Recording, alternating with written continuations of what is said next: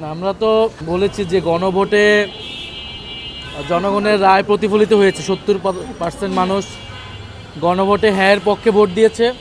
BNP নিজেও এই নির্বাচনে গণভোটে অংশগ্রহণ করেছে। বিএনপির দলীয় প্রধান গণভোটের পক্ষে প্রচারণার জন্য গণভোটের পক্ষে অবস্থান নিয়েছেন। তো এখন তারা সংবিধানের দোহাই দিচ্ছে, সংবিধানের দোহাই দিয়ে তারা গণভোটের আদেশকে অস্বীকার করছে। কিন্তু আমরা সাম্প্রতিক সময় কিন্তু দেখেছি এই যে স্বাধীনতার ঘোষক, এই ঘোষক নিয়ে কিন্তু একজন ইউএনওর বিতর্কের মুখে পড়লেন, যেখানে আমাদের সংবিধান অনুযায়ী স্বাধীনতার ঘোষক শেখ মুজিবুর রহমানকে বলা আছেন, জিয়াউর রহমানকে সংবিধান অনুযায়ী কেউ স্বাধীনতার ঘোষক বলতে পারে না। ফলে সংবিধান তাদের ইচ্ছা মতো তারা কোথাও মানতেছেন, কোথাও মানতেছেন না। এই দ্বিচারিতা জনগণের সামনে অলরেডি উন্মোচিত হয়েছে। ফলে আমরা আমাদের আহ্বান থাকবে যে অতি দ্রুত তার সাথে গণভোটের গণরায়কে মেনে নিয়ে সংবিধান সংস্কার পরিষদ তৈরি করা, সেখানে সকল সংস্কারগুলো বাস্তবায়ন করা।